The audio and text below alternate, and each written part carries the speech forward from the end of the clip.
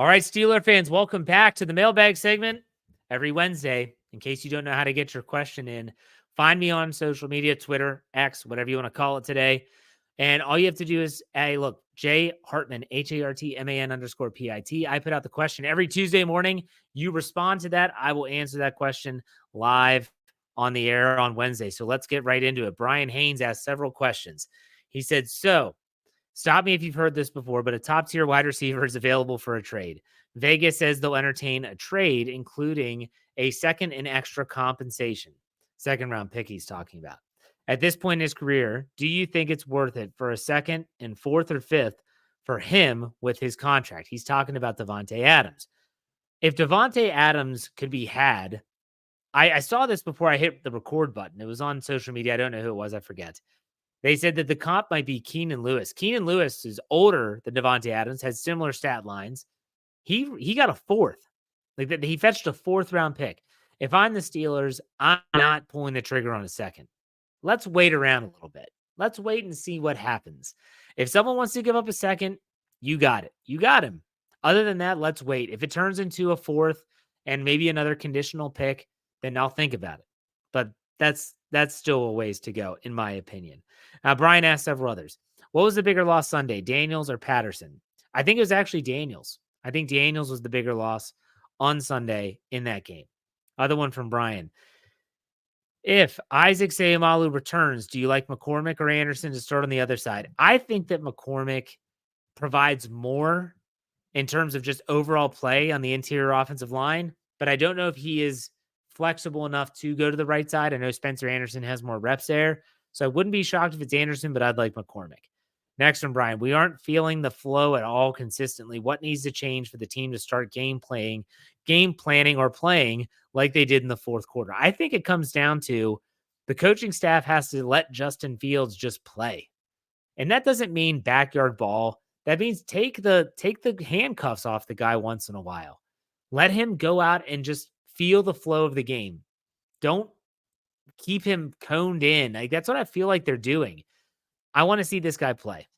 That's what I want to see this guy play. Brian asked one more. Are you excited for the rumored Happy Gilmore 2? I love the original, but it seems like such a long time between the two that it won't be able to be reasonably close to the original. Sequels typically don't work out well. I will say that, but nonetheless, I will be interested and I will watch it. Not going to lie. All right, let's go to Jeff Coons. He said, greetings from Not Matt Canada. Which injured player who is on the cusp of returning to the lineup will have the most impact on the team's short-term future? And continued, normally I would encourage Cameron Johnston as the best answer, but I'm also a realist. So for me, I think it would be either Dylan Cook in depth tackle, because they do like to have that extra tackle on the field, or it'd be Jeremiah Moon in the lack of depth on the outside line in the outside linebacker room. So that's where I'm going to go.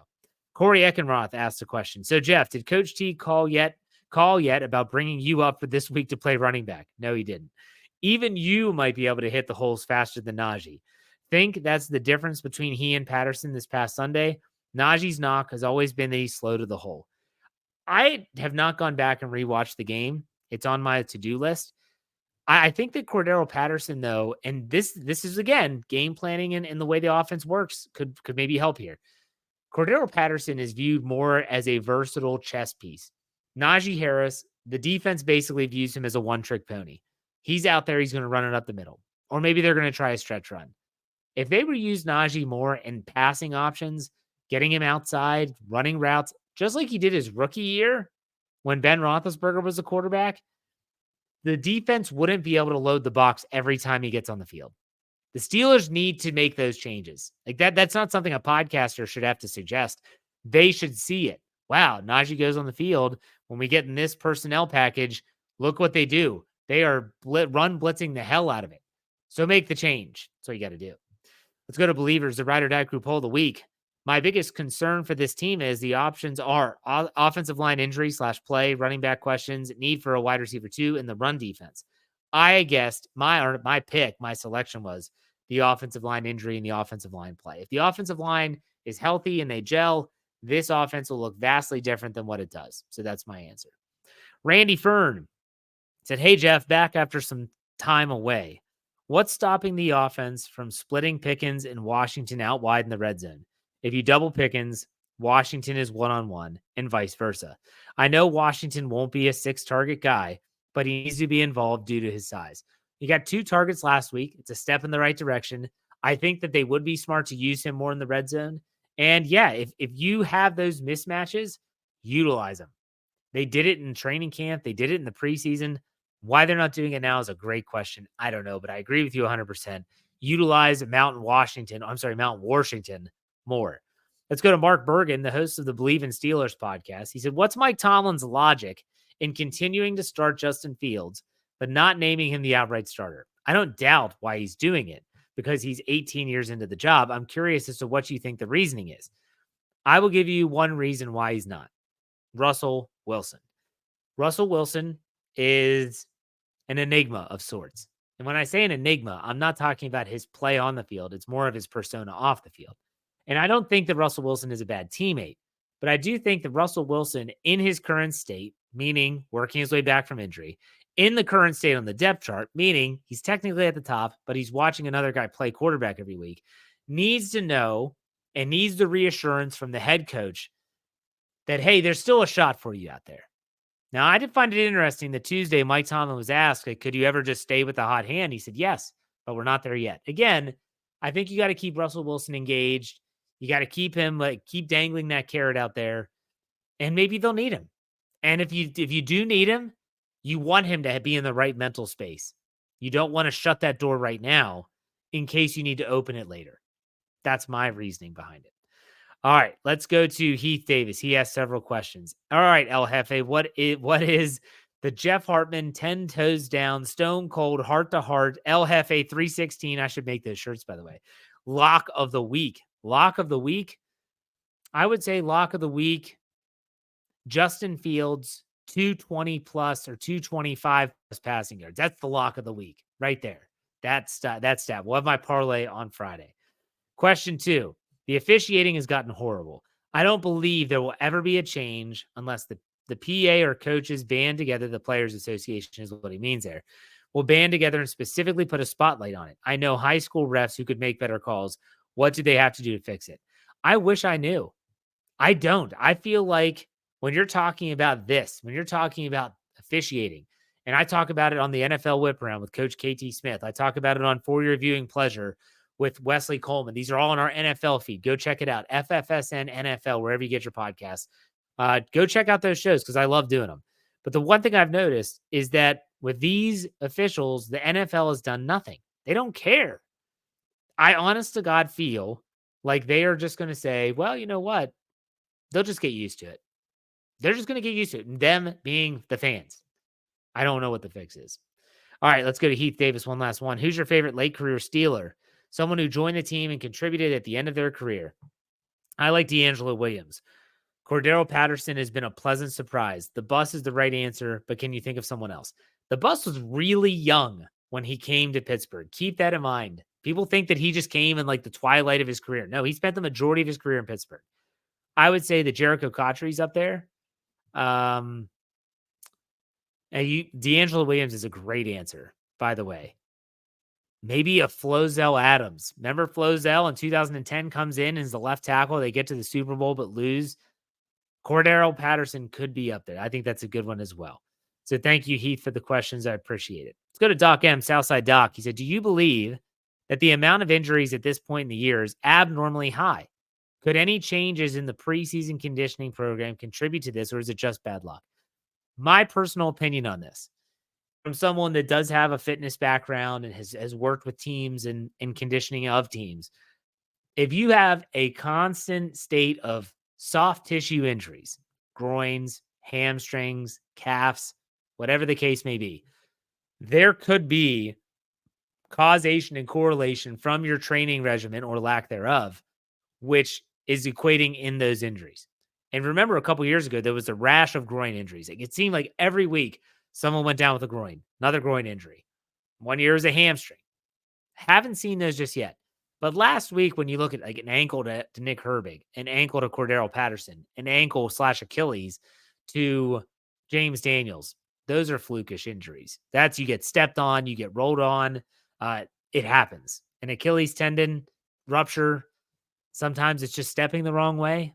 Sometimes there can be issues there, but I wouldn't put this season so far on the conditioning program. It's a good question, though.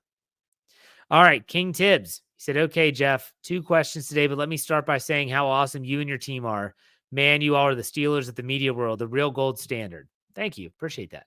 He said, first question, why wasn't Beanie guarding Downs in the slot? Because I thought that was kind of his job. So, yeah, that's a good question. I don't know if they trusted Beanie Bishop to do that, but let's also remember Shane Steichens knows how to attack the Steelers defense. So Shane Steichens could have also said, we're going to put Joshua Downs out there in certain personnel packages where Beanie Bishop's not going to be on the field. And so if he's not on the field, who's going to cover him? Oh, yeah, the rookie inside linebacker. There's the matchup. That can happen too. Let's keep that in mind. Next, King Tibbs says, I'm concerned about Najee's productivity. I've been a huge fan since we drafted the guy, so it pains me to ask this, but what's his deal? Warren is smaller and faster, so I understand him having success when Najee isn't, but Cordero Patterson seems more productive too, so what's the deal? I do think a lot of it goes back to what I said about how defenses are handling those specific players. Najee Harris is right now a one-trick pony. He is a red flag player, meaning if they give him the ball, he's doing one of two things. Jaylen Warren can't say that. Great at pass pro. He can catch the ball out of the backfield. They can run the screen game to him.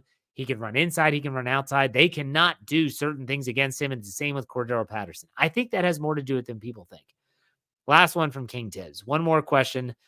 Could we get a Coach KT breakdown of the difference between the 3 running back style and production?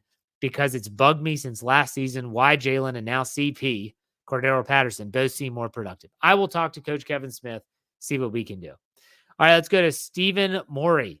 Let me start by saying I love Najee Harris. With that being said, his running has been underwhelming. I know he takes the lion's share of the plays. What are your thoughts, Jeff? Will he improve? I think he can improve. I think the offense and the play calling needs to improve, though, and how they use him. I think that's important, really important. So I've talked a lot about Najee. I hope I answered your question there. Let's go to Nick. He said it's week 5. The quote-unquote as the Steelers turn soap opera is in full swing. Management issues, injuries, and a quarterback controversy. Are we still tempered in our expectations for the 24 Steelers? Seems like a lot of us fans thought we were going all the way after a 3-0 start. I think my expectations remain. And I've said this all offseason. I said it since the schedule came out.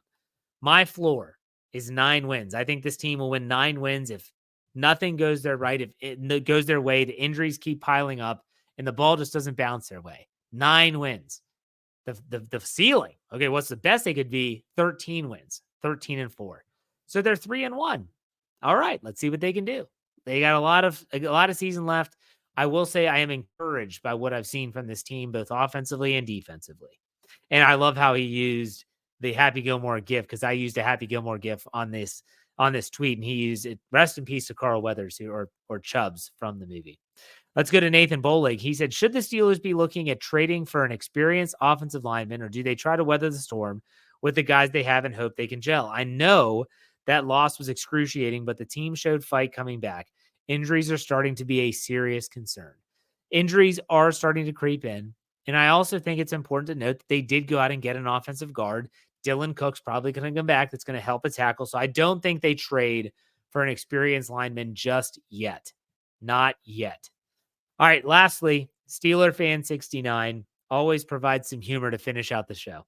He said, hey, Jeff, someone tried to sell me a coffin today. I said that's the last thing I need. Next one, what do you get when you cross a cow and a duck? Milk and quackers. And then the last joke, my wife told me to stop singing, I am a believer, or she will leave me. I thought she was joking. Then I saw her face. All right. This has been a great podcast. I've really enjoyed it. Be on the lookout for tomorrow. I'll be back. I will be back. I'll have something worked up in terms of getting y'all ready for this upcoming game. I'll figure out something, and you'll have an extra, a very special Let's Ride podcast on a Thursday morning before the Friday Let's Ride podcast. So stay on the lookout for that. We'll probably talk injury report. We'll talk about all that fun stuff. Be on the lookout for all of our podcasts right here on the Steel Curtain Network, and check out steelcurtainnetwork.com. That is steelcurtainnetwork.com. That out of the way. We finish these out. Be safe. Be kind. God bless. Have a great rest of your week. We'll see you tomorrow. Go Steelers.